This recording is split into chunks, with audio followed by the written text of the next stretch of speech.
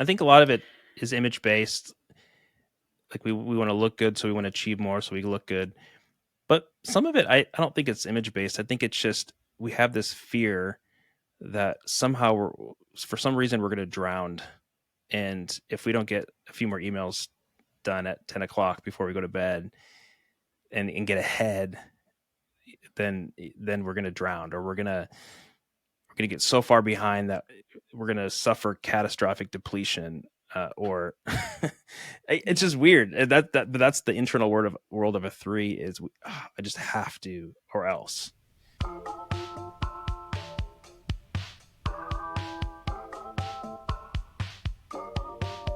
Hello, and welcome back to another episode of Enneagram in Real Life, a podcast where we explore how to apply our Enneagram knowledge in our daily lives. I'm your host, Steph Hall, and on today's episode, I'm back again talking with a fellow Enneagram 3. I will introduce him a little bit more formally in a moment, but Tyler Zock has worked in ministry as a pastor and in other capacities for almost 2 decades.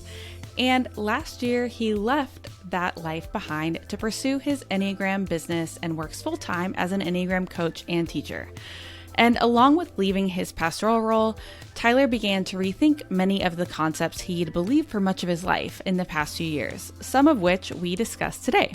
So Tyler and I connected actually because we were discussing his upcoming EnneaSummit, which you just probably heard an ad for, and you can sign up for it in a link in the show notes because I'm a main speaker and I'm pretty excited about sharing it with you. It's free, by the way. So there is a buy-up option, but you don't have to do that. So you can just go in for free. Anyway, so we started talking after he asked me to be a speaker for the summit. We started talking about faith and some of our similarities in our stories and our past and things like that. And I've alluded to this previously, but just to give you a little bit more context on the conversation today, I was raised in the evangelical Christian church and actually have quite a bit of religious trauma after moving away from that experience about 5 years ago. To be clear, it wasn't necessarily growing up that was so challenging for me, but some of the experiences that I had when I was actually an adult. So in the time since leaving this particular group that I was most recently in, I've just become really interested in understanding the nature of high control groups and our cultural relationship with certainty, and how this specific type of extreme religiosity that I have experienced and that Tyler Zock talks about today prohibits some of the very important identity work that is fundamental to our development as human beings. So Tyler and I talked about these concepts today, along with what it means to be an Enneagram 3, what it's like to be in a relationship with a 6, what happens when your values shift, and how to find yourself again as you truly are when you are an adult. So I want to mention at the outset, because obviously we're going to be talking a bit about religion today, I know and love many people who are Christians and who are good and loving and gracious and kind people. So this is not an indictment on Christianity specifically, but a commentary on the sort of fundamentalist religion that is oppressive and values quote unquote righteousness over humanity. And it's something that I have experienced and witnessed as harmful, and I'm very much not a fan of that. And so I am not going to pretend to be neutral about this. It's something that is really difficult for me. Again, I'm talking about this extreme or fundamentalist version of it, not Christians as a whole, who I have many friends who are Christians, and they're absolutely lovely and wonderful people. So if you are a Christian or have gotten questions about the use of the Enneagram from other Christians around you, Tyler Zock created a course about the origins of the Enneagram, and I'm going to link that in the show notes because it sounds like a great resource if that's something you have questions about. And I know I've received a lot of those questions on Instagram, and I'm really not equipped to answer them because once I got, really thoroughly, deeply into the Enneagram, the religious aspect wasn't a part of my life. So it wasn't a question that I really needed to tackle because it wasn't a value for me. So if that's important for you, that link is there for you in the show notes. So here's a little bit more about Tyler by way of his official bio. So Tyler Zock is a 3-wing 4 and an author and a certified Enneagram coach with 18 years of experience coaching students, adults, couples, and business teams. He has grown a vibrant community of over 47,000 Enneagram enthusiasts, one of whom is my mom, on his Instagram account at Gospel for Enneagram. He is in the process of writing a faith-based 40-day devotional for every Enneagram type, which you can grab on Amazon.com. And Again, I will link those. It sounds like it's been quite the project, and he is almost done with all 9 of them. So, to test drive your types book, download a free 5-day devotional on his website at Tyler Zoch, which is ZACH.com/free. Again, as you know, you're tired of me saying it by now in this intro. Everything is linked in the show notes, and sign up for the EnneaSummit. It's going to be really fun. We're talking all about love and relationships, and it'll be free for you to come and listen to me, Ashton, Enneagram Ashton, I'm sure, Suzanne Stabile, Sarah Jane Case, so many awesome, amazing people, some of whom you've heard on the podcast, like Krista Harden and Christy Rolls. All of us are going to be talking about the Enneagram, love, relationships, all that good stuff. So I really hope you will come and join us. And without further ado, here's my conversation with Tyler Zoch. Well, Tyler, welcome to the podcast. Hey, it's great to be here, Steph. Thanks for having me on. It's an honor to be with you. Of course. Yeah, I think when we first started chatting about the Enneagram Summit, which we'll talk about in a moment, I mentioned to you that my mom has sent your post to me on Instagram, which I think is hilarious. And I love that because she's getting into the Enneagram. That's so great. I mean, there's no better compliment than that, right? For another fellow 3 that your mom is sending you my posts. Yeah. That's great. Yeah, it's so great. So, well, to begin, I'd just love to start a little bit with your background and kind of how you got to this place in your career. So tell me a little bit about yourself. Where'd you come from? Yeah, that's a big question. My background, just for those listening, is I've been 18 years in ministry. So 9 years is doing campus ministry, working, coaching with college students, and then the last 9 years pastoring. But then, as I've told you, I left full-time ministry a year ago and have been doing lots of just exploring my own spiritual views, and as a 3, figuring out what I'm doing and what I believe. And we can talk a little bit more about that later. But it's sort of the journey with the Enneagram started about, 8 years ago or so. And a friend told me that his church was using the Enneagram. So I thought that was interesting because it kind of looked like a pentagram. And I was like, should Christians use this? Spoiler alert, I ended up doing a 3-hour e-course on should Christians use the Enneagram for the faith-based listeners who have gotten a lot of heat from family members or churches. So I spent a lot of time on that question. But where did you find that? What was that? Where did you find that e-course?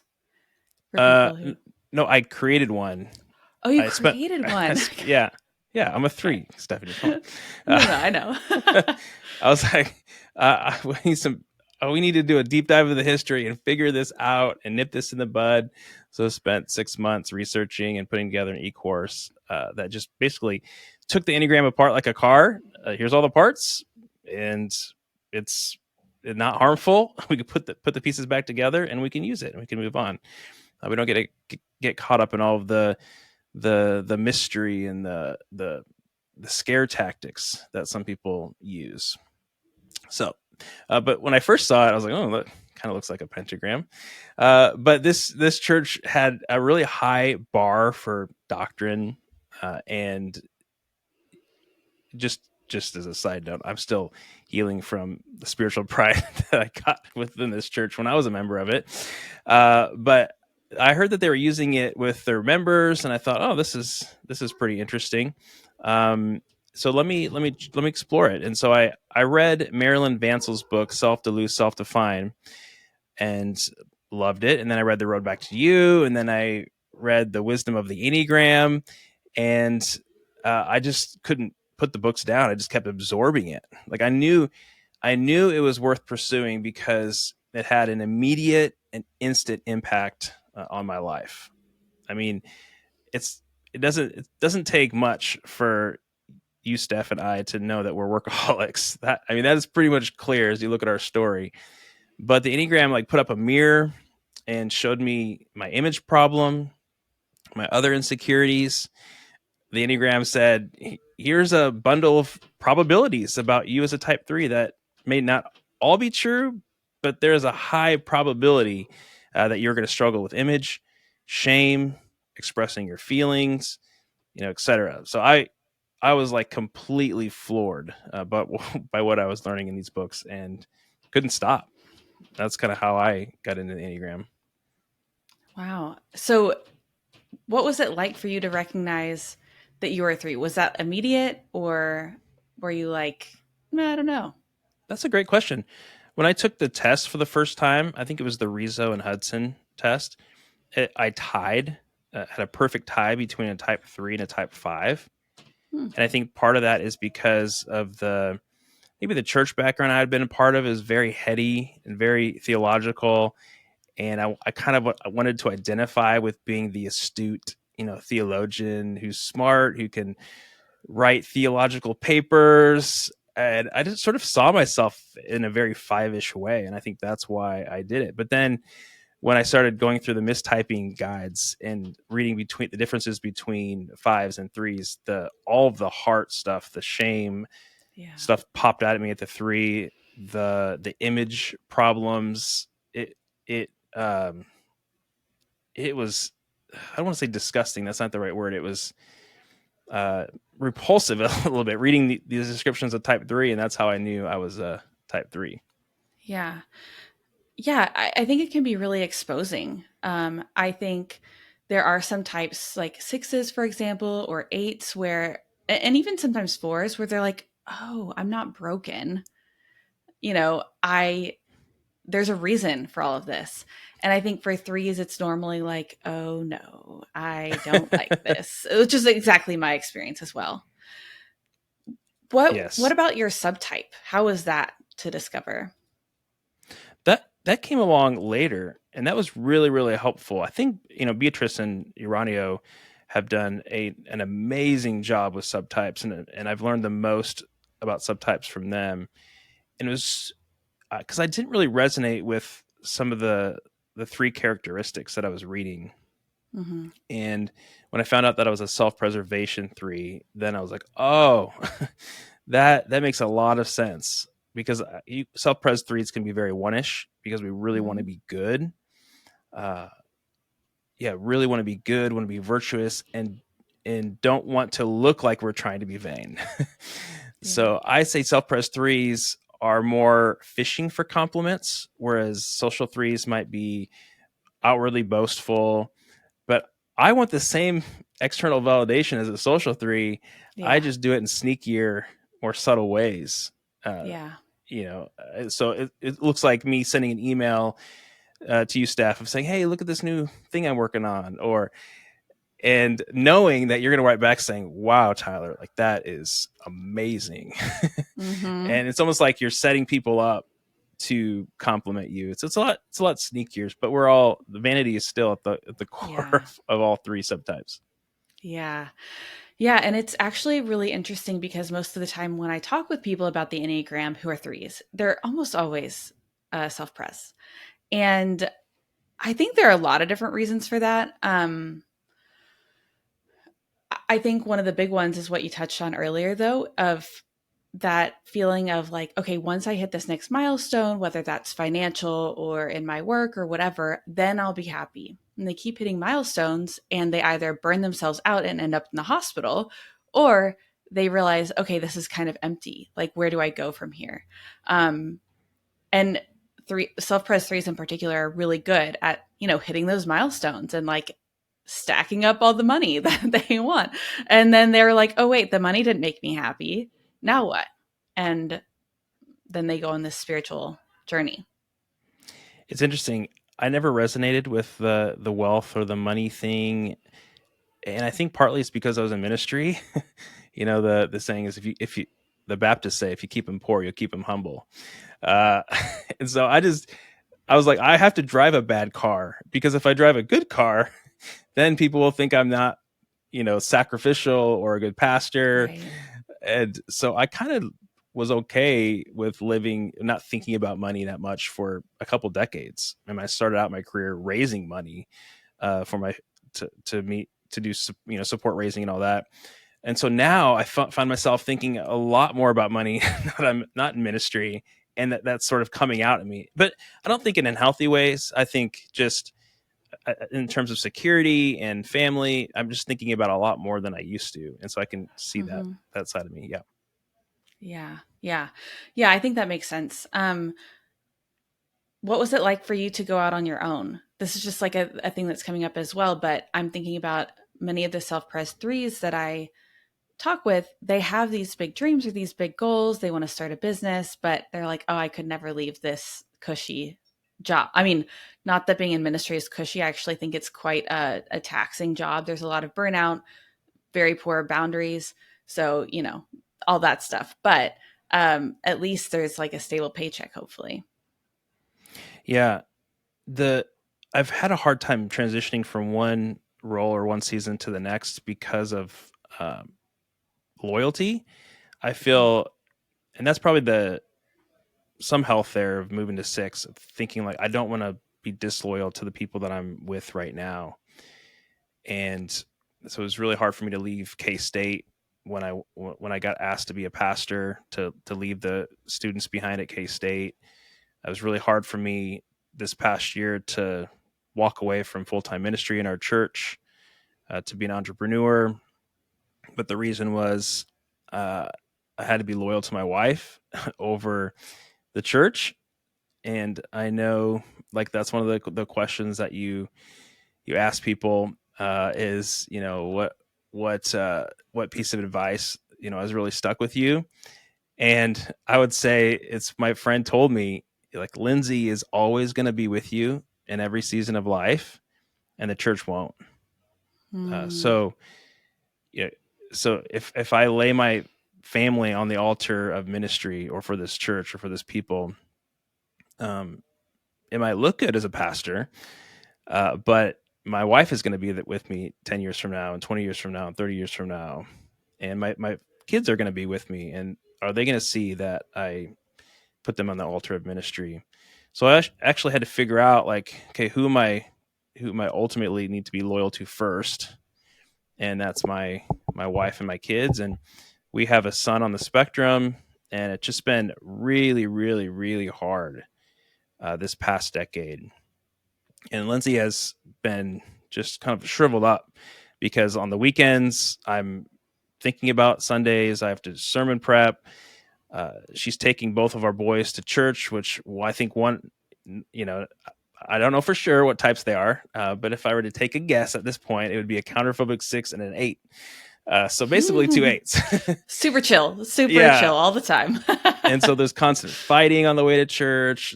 She's always picking up the slack when I have to go to events, and it's just really, really difficult.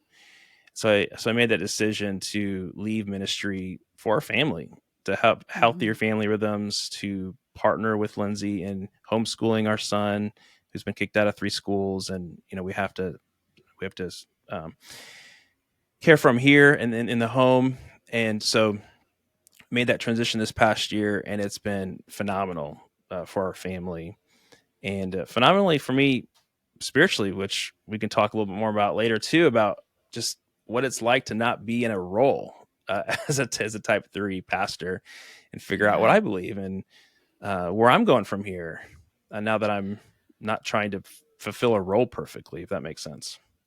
Yeah, and I'm curious about that because um I think my listeners probably know this, but I used to be in a evangelical religion as well, and like deconstructed over the last several years, and really like there's a whole lot of story to that. But not only being a 3, but also having that kind of structure and upbringing, it's been an interesting process for me to really do a lot of identity work. Like, who am I, right? If I am not these roles that I'm performing, if I am not doing whatever they're telling me to do, like I almost feel like, I think, my experience is a little bit different because I'm a different subtype, but um, feeling like you're just being really malleable and fitting into whatever slots are needed, but none of it is actually what you want for your life.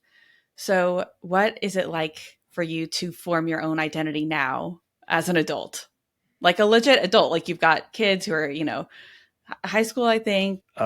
It's a great question, and I'm really thankful to be able to kind of talk about this with you because it feels like now that I'm 40, I'd hit 40, I'm sort of going through a type 3 midlife crisis of seeing how chameleon like I've been much of my life. In workshops that I do, I always talk about Agassi. And in his bio, he talks about how he hated tennis his whole life, but as a 3, wanted the external validation of his father, who loved him when he was playing tennis, and also the applause of the crowds weren't that bad either. And we can, as type threes, we can make that cheap transaction of getting applause for doing whatever people want. But the problem is, most of it's unconscious. We really think that that's what we want. Like Andre Agassi probably thought, this is what I really want. I want to play tennis. But then later found out, no, actually, I hate tennis. And so I'm having some of these realizations now midlife of seeing how chameleon like I've been. I mean, every role that I've taken on, I've gone 110%. So when I was in college and a fraternity president, I wore the t-shirts. I got SIGEP on my license plate. I put on the SIGEP mask and went all out. And in the church world, because sort of the reformed world was sort of where I was brought up. I mean, I was Catholic way back in the day. My parents left the Catholic Church. We got into a non-denominational church, and then I went as part of an Acts 29 church plant and started there. And I was really brought up in that in my 20s. So as a 20-year-old who was very moldable, especially being a type 3, who is wants to rise and be the poster child and do everything right and think right and have the right theology. Like I just absorbed all of that. And I used to brag to people like, I am a Calvinist. And I even wrote, making Wayne Grudem proud over here. Oh gosh. Well, I completely disagree with Wayne Grudem now, but yes, I read Wayne Grudem's Systematic Theology twice, once for myself and once for my theology classes. But I mean, oh my gosh, we could double click on that and his view of Trump and all that. I mean, wow, there's a lot to talk about there. But as a 3, we can be very persuasive, a very persuasive type. And I went all out and wrote like a 30-page paper on a position paper on gender roles about how women shouldn't preach in the church, women should lead in the church. Mm-hmm. And I was all very nice about it. I didn't realize kind of how chauvinistic I was till later, but I wrote all these things and put a lot of energy around that because that was what was valued in my community. And I adopted it and breathed it. And now, 10 years later, it's kind of funny because I'm no longer a Calvinist, and I just helped my church to get women to preach for the first time and for women to get into senior leadership for the first time. So people might look at that and be like, I actually had a type 6 in our church, be like, what in the world are you doing? And I said, well, you're type. I mean, you're for women preaching, right? And she's like, yes, but she didn't say this as a type 6. Like, this is very inconsistent. This is very unpredictable. Why are you changing? Why are you changing your mind? Well, it's because I just got so caught up in these roles and really thought, man, this is what I believe. And a lot of it was like just a computer program running in the background of, I could see what people in that camp needed me to believe and wanted me to be. And I just was like a chameleon. I shapeshifted into that role. And now that I'm not in that role, I feel a tremendous amount of freedom to deconstruct, to ask hard questions, to figure out like what I believe, where do I want to go from here? Even if I have to have the disapproval of my best friends that I pastored with in a certain season of life, even if I have to look bad to certain people, like I'm old enough now. I'm like, I don't want to live life for external validation. I don't want to live life for people's approval. I don't want to do that anymore. I'm just trying to figure that all out right now. Yeah. Thanks so much for sharing that, because I know that is difficult. And I think even for me, sometimes, I wasn't even a pastor or, of course I'm not allowed, but just kidding.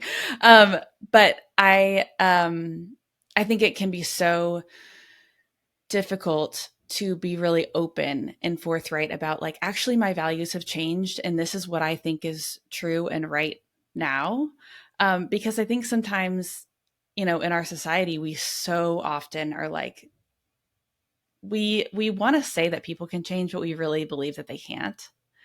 And that, if you do something one time, then you're always going to kind of have that perspective. Um, and so what was it like for you? Like, your values are shifting.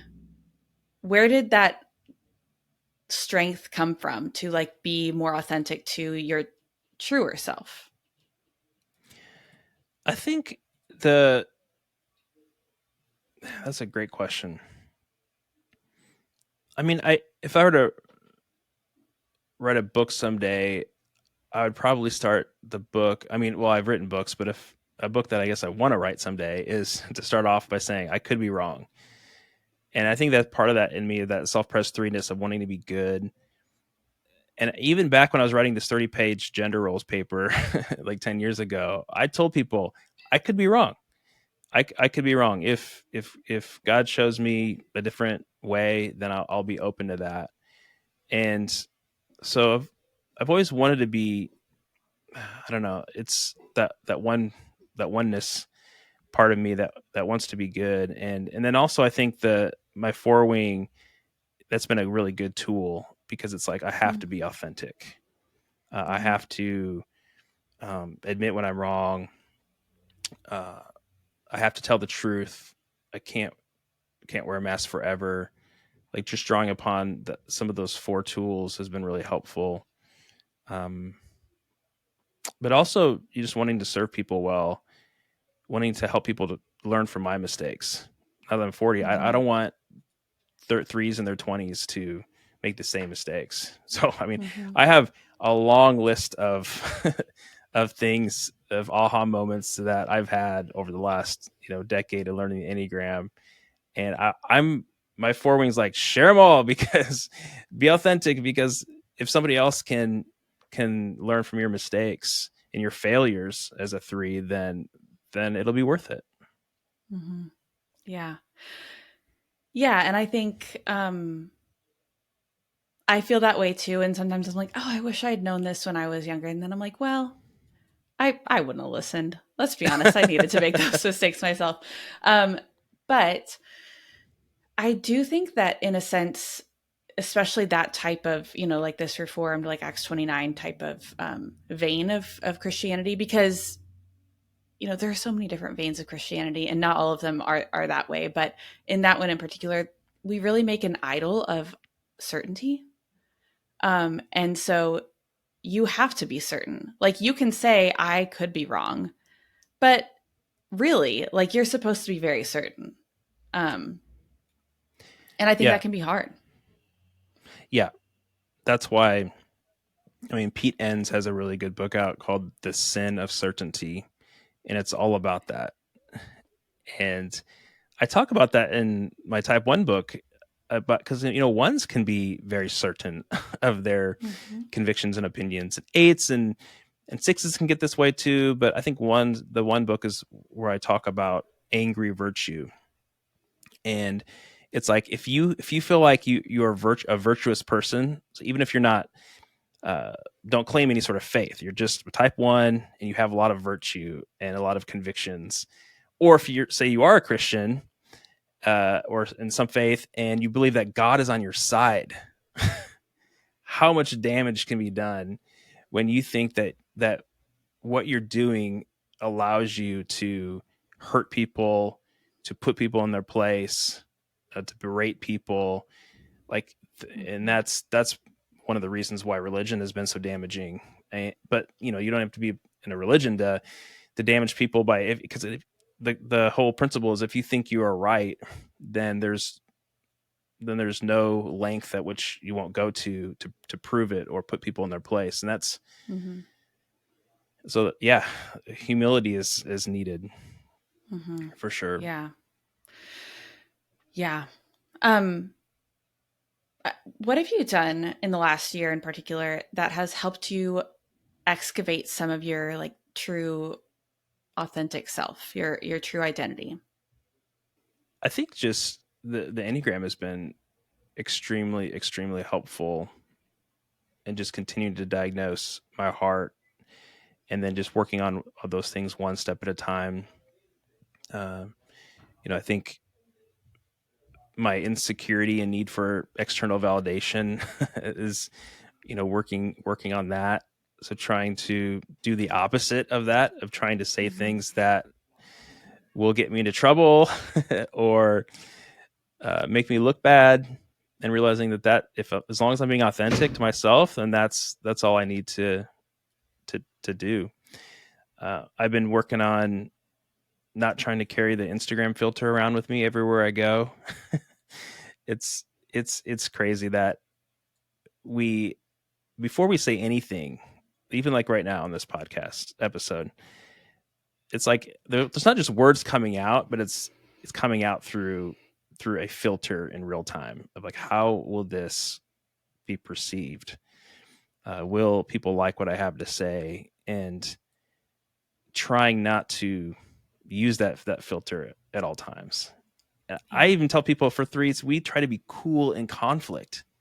Like we even know how we're being perceived in the heated situation where people are getting upset, and the reactive types, fours, sixes, and eights are, like, this is a problem, and I'm getting emotional, and I have a right to be emotional, and we're sitting there thinking, okay, I got to be cool, I got to be calm. It's like even in those heated moments, we still have the Instagram filter. So I'm trying to figure out how to shut that thing off, if Yeah. that makes sense. Yeah, it's really challenging because it's not only saying what's coming to mind, but it's also like, how is the person that's hearing this or reading this going to experience it? And in some ways, that can be a superpower. Like, I really think that's why when I started my Instagram so many years ago, why it grew so quickly, because I was able to think, what questions will people have about this? What will people perceive about themselves when they read this? Like all of those things. So I was kind of imagining all of that. And so it made it where it really connected with people. And also, the bad thing about that is when you use that in all of your relationships, and especially when we think about like the conflict triads, and threes are, I don't think that for me, it's necessarily like a conscious thought of like, let me stay cool, in this competency triad. Yeah. But I was talking with a five friend recently about this, and he's like, I don't get why it's like, he didn't say this, but he was kind of like, oh, like, why is it bad? And I was like, because it can be manipulative. Like, you don't realize it, but you are just like puzzling through the conflict and being like, all right, if they say this, I'll say this, and then we'll be done. That is not healthy. That does not make good relationships. Uh, How have you navigated that being married to somebody who is in a different conflict triad? oh gosh. Uh, so one of the things that I wanted to bring up at some point was just our road of dealing with infertility Mm, early on in marriage, because it really sort of draws out the weaknesses of both types in relationship to one another. So for me, I would say I bring a lot of optimism, hope, reassurance to Lindsay, which she really appreciates. She takes care of a lot of the practical needs around the home. She's very dutiful. She's loyal. She's sincere. She keeps me down to earth. She's not impressed with me and all the things that I'm doing. Uh, she's going to be with me to the end, no doubt, no doubt about that. But when trouble came, and we were told that we're probably not going to ever have a chance to have kids. Both of my boys are adopted and biracial, and then one is on the spectrum, so that a lot to talk about there. But she, as a six, was like, this is a problem. What if we never are able to have kids? What if, going through the six kind of motions, and I chose to use spiritual bypassing as my strategy, being a good Christian three. I'm like, just have hope. That's why I wore this t-shirt today, is hope changes everything. I wore it Mm-hmm. specifically for this conversation because I'm like, threes love hope. We love purpose. We love vision. We're positive. And that's what I used on Lindsay as a strategy to not deal with emotions, to shove our situation under the rug. And I kept saying, just believe that God's gonna come through for us. Why wouldn't He come through for us? Just have hope. Mm-hmm. We don't need to cry. Why waste our tears? Why waste our time worrying when it's probably going to happen anyways? And so Yeah. it's just go ahead. What? I mean, I threes never waste their tears. It's like, let's just not waste our tears. I'm like, what are we saving them for? You know? Yeah, yeah. Well, I've seen three pastors cry. Some of them can cry quite a bit, but I don't think it's a lot of it's very authentic from some of the displays of emotion I've seen. So, but anyways, go back to me.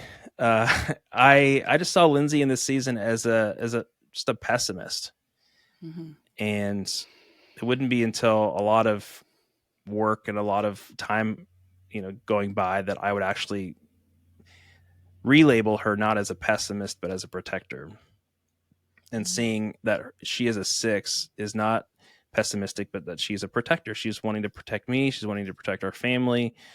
And so going through the Enneagram has really helped me to see the positive aspects of a six that I didn't see before. I just thought sixes lacked faith, and then I had the gift of faith. Like, they just need to believe, like I believe, and then everything would Mm-hmm. be okay. But that didn't work because now, we're sitting here, 15 years later, we still weren't able to get pregnant. God didn't come through for us. What? And so now I'm having to grieve when I Yeah. wanted to just push it aside. And it was a really, really challenging season for my wife because I just thought that she didn't have faith like I did. I didn't let her express her emotions of grief and get through the stages of healing by allowing her to grieve, by kind of shutting her down through that spiritual bypassing. And really, until the Enneagram, I was a horrible counselor. I minister to people in horrible ways. When people would say, "I can't get out of bed, I'm depressed," I'm like, "Well, you just need to, Just do it. read Psalm 42 and just get the heck out of bed. Like, what are you doing?" Be anxious for nothing. There, you're fixed. Yeah, I wouldn't say it like that. I mean, but Oh, I'm that just trying. that happened to me. I'm just trying to exaggerate a little bit here to show Yeah. the dark side of type threes, because I don't hear enough threes talking about the dark side, and I would have really benefited from it.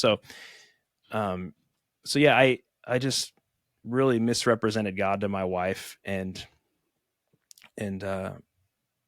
but now we're in a much healthier place, Mm-hmm. of course. But um, and now having gone through infertility and having cried and wept, and and now I go to the Bible verse where Ruth and Naomi and Boaz, that story, where Naomi says, "Call me Mara," which means bitter, because Mm-hmm.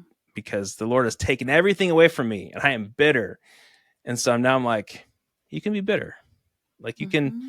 you can go through that emotion and yell and scream and get to the bottom of your anger, because Yeah. that's healthy. That's what it's going to take to move on and grow and heal up. So it's Yeah. not bad. Those emotions aren't bad. No, they're totally necessary. Yeah. And I think you mentioned being Aranio earlier, and I feel like they have really opened my eyes to how emotional threes actually are. Mm, Because they believe that threes are the most emotional type, the heart of the heart center. Um, but it takes a lot of excavation to get to that part of ourselves. Um, and sometimes we can't. And sometimes we wish we could put it all back in the bottle, which is how I feel a lot of the time. But yeah, that makes sense, especially with like the 3-6 relationship. And the three being honestly impatient. I think that that's like a big theme for threes, that um, we sometimes like overlook. I mean, I don't know if people in relationship with threes overlook, but sometimes threes are like, I'm not impatient. This took 3 times longer than I expected. And it's like, well, your expectations were incorrect. I always say that twos, when they move to 8, they hulk out when they're not being supported, and they finally had enough is enough, like, and then they hulk out like, you have not done what I've done for you. And I feel like the 3 hostility comes in a lot through after somebody interrupts them, or through the impatience, like you're saying. We can get hostile really quick when someone interrupts us while we're working, or is coming to us with emotions, and it's like, we don't have time for this. So we just try to plow forward, and we can get that. I think that's where a lot of the 3 hostility comes from, is we feel like we have to keep working. And so, yeah, working for an unhealthy 3 is like working for Pharaoh, and we're we're just telling people to make bricks and get it done faster, and it's all part of the machine. And we forget that we're human beings with Yeah. emotions that need to slow down. And 3s need to budget more time for interruptions. That's one of the things I tell 3s. Mm. Schedule your day at like 75% tasks, and then leave 25% open for interruptions, and for feelings, and for all kinds of things that you wouldn't normally plan for.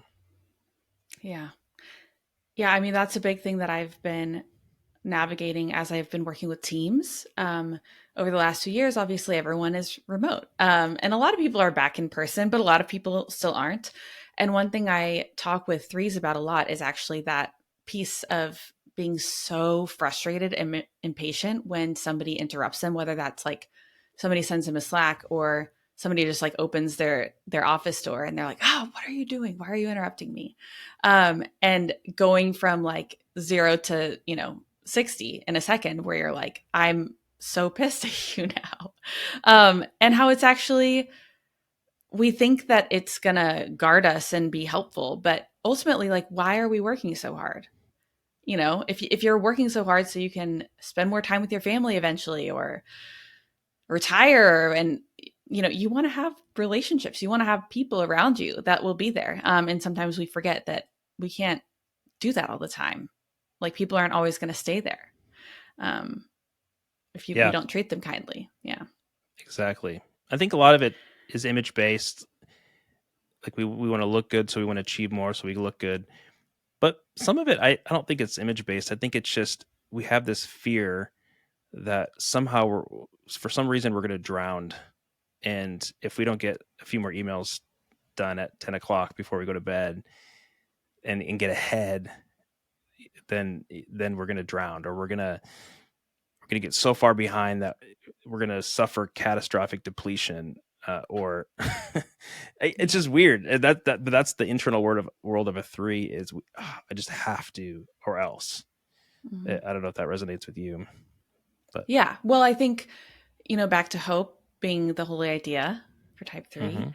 Whenever I first learned the holy ideas, I was like, I don't get this. Like, I feel like I'm really hopeful. I like hope. But then once I learned the fixation is that tendency to believe, like, if I don't do it, Yeah. everything's going to fall apart. Yes. And at the core of that concept of like having to do everything is like, I have no trust that anything will ever happen how it's supposed to unless I actually do it. And that's why we have to send those emails. That's why we have to work so hard. And like last year, I literally had months on end where I was like offline.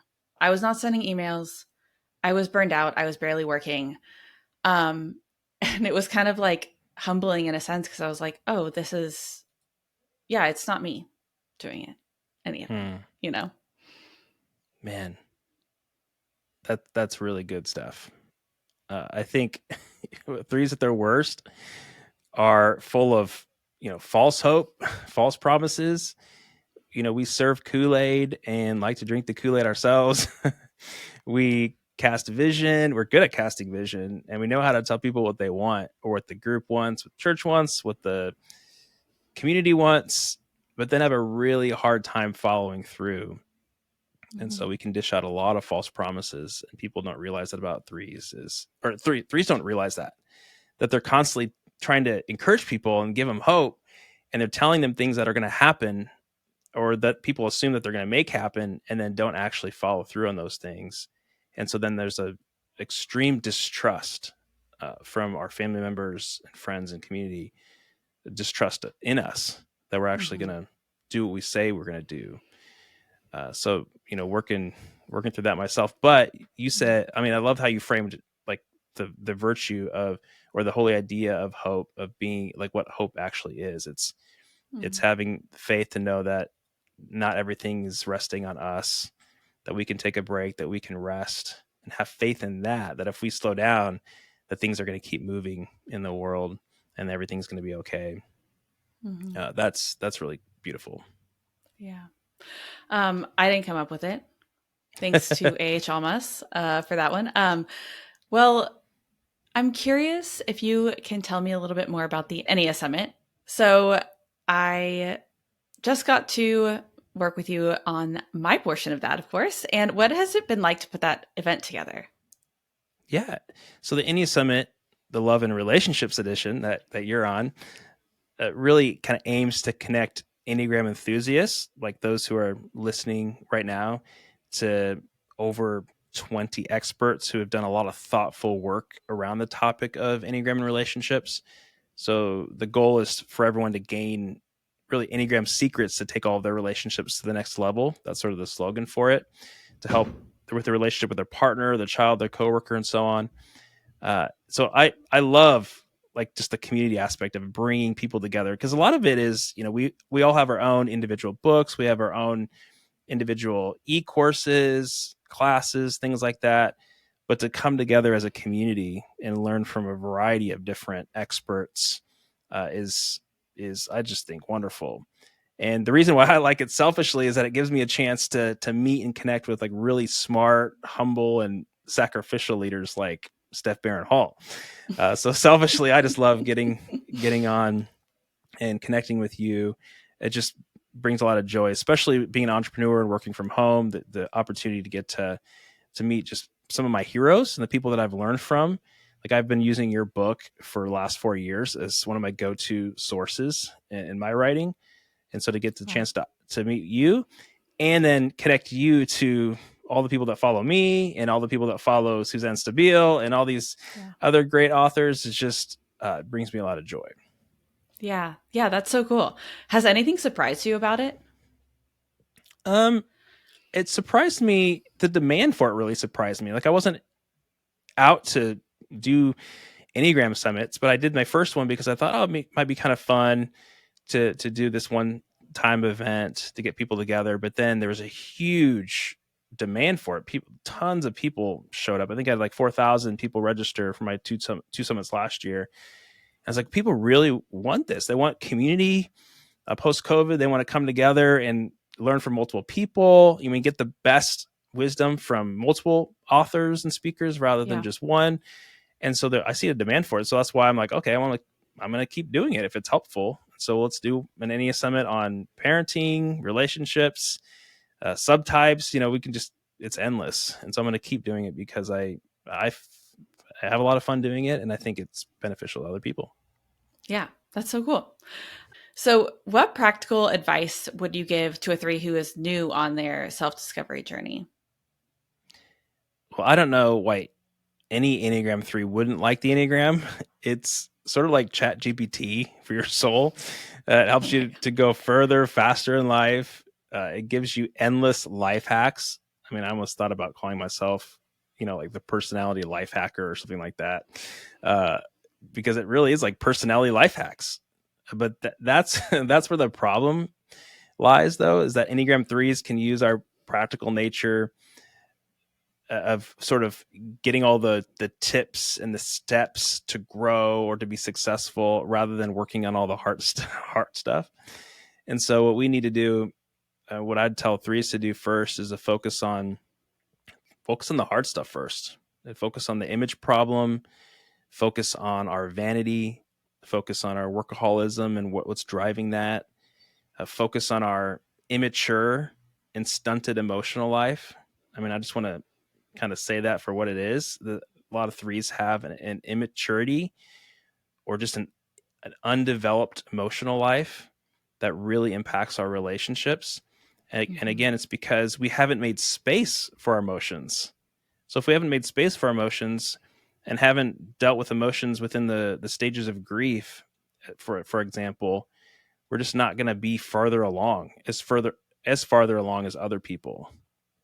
And so we have a lot of work to do to catch up, to be Yeah. emotionally mature. And like I always say we're like airplanes that like to fly high, fly fast, and then we know where the storms are, we know where the emotions are, where there's going to be turbulence that's going to slow us down, and so we just fly quickly around the Mm-hmm. emotions, and that's a problem. And so we need Yeah. to deal with our emotional um, lives. Yeah. And so that's what I would say is focus on the hard things first, rather than just go Yeah. to the concrete and practical tips to improve your gifts in the workplace, or something like that. Yeah. Yeah, for sure. I think also like not being a three about your inner work stuff, like not being like, I'm going to do it all in the next 6 months, just like allowing yourself to take time. I think that we can be impatient with that too. Yeah. When I didn't grow up in a branch of evangelicalism that was slow. It's more kind of fast paced, and you know what I mean. So when I get around Enneagram teachers who are like, let's slow down and listen to our body, and just, I'm like, what are you talking about? What are you what are you doing? This is so foreign to me. Hmm. But it's so helpful to be able to Yeah. slow down and to listen to your body. I was like, I never thought my body could be useful in helping me tap into my emotions and what I should be doing, rather than what I think other people, like even being in conversations where I feel like my blood is boiling. Usually it's just easy to suppress that and then say whatever you need to say to keep there from being conflict or smooth things over, when your body should be like telling you there's a problem here. Slow down, say what you really want to say. Just as one example of how slowing down to listen to pay attention to your body is helpful. But us threes, we just are going too fast to be able to recognize those warning signals. Yeah. Yeah, for sure. Okay. Final two questions. Tell me about a book that has helped you, refreshed you, or shaped you in the last year. Yeah, so Here on a Mission by Donald Miller Mm. has probably been the most impactful book for me, and the book that actually caused me to leave full-time ministry to spend time with my family, like I talked about before. My wife listened to the audiobook and she's like, oh my goodness, this is such a type 3 book. And I gave her some slack about that, and I got insecure. No. But it's all about like it's like life planning and thinking about the rest of your future and your purpose.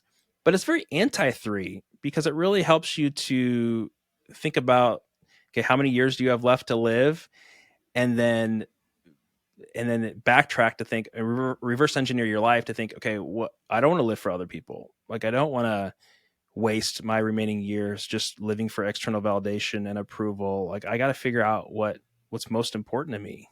Um, Yeah. what are my values? Who are the people that are the most important to me, and how can I reverse engineer my life to live out the next few decades uh, the best that I possibly can, that are true to me, and it's going to benefit my loved ones. So Hmm. that's why that book has been really helpful, because I'm like, okay, now I have less years to live than I've already lived. That's scary. And so now and I have 1 decade left with kids in the home. Like, how is this next decade going to be a really good one for my family? So that book just really helped really change the trajectory of next decade, and it's Hmm. helped me rearrange everything to spend time with my family, to partner with team with Lindsay, and so it's just been a very valuable book for those reasons. Yeah. Yeah. That's awesome. Okay, cool. Okay. What has a piece of advice that has really stuck with you? So I mentioned this earlier, but I'll just say it again. And that the advice that has stuck with me is when my friend in my last year of ministry, he just said, Lindsay's always going to be with you in every season of life. The church won't. I think that's just applicable to everybody listening. That the thing that's, you got to ask yourself, is this career that I'm a part of, or this group of friends that I'm with, like, what do you realize that there's going to be certain people in your life that are with you till the end, that are going to be with you at your bedside when you're dying. Like, are you being loyal to them? Are you loving them? Are you serving them? Or are you giving yourself to some other cause in life, and to rearrange your priorities accordingly? So that was just really, really helpful advice. Yeah. Yeah. That's great advice. Okay. So where can we find you? I will link the EnneaSummit in the show notes, but tell everyone about your books, anything else you've got going on. Yeah. So Gospel for Enneagram, Gospel FOR Enneagram on Instagram. That's kind of where the party's at. That's where I've been posting for quite a while. And so you can find me on there, but also the other social media platforms. And then you can find me at tylerzock.com. That's my website.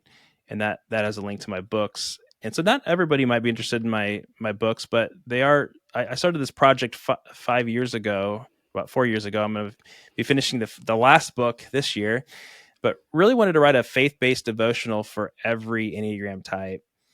And I pull from 30 different authors for my source material, and I have over 200 citations in my book. So I'm quoting from both Christian authors, but majority of the books that I cite aren't from faith-based authors, because I wanted a book to sort of encapsulate or curate the best content out there for each type, and then you put that wisdom in there. And so those who are like faith-based listeners, though, I think they'll really enjoy those books because they're a labor of love. I spent 6 months on each book, just laboring every single morning over the words, and really, I like Sarah Jane Case's book. Her last book is it's like a series of letters, and my books are like a letter. It's like me writing you to encourage you as a 3, to help you win, to help you to grow, to help you walk away feeling really, really encouraged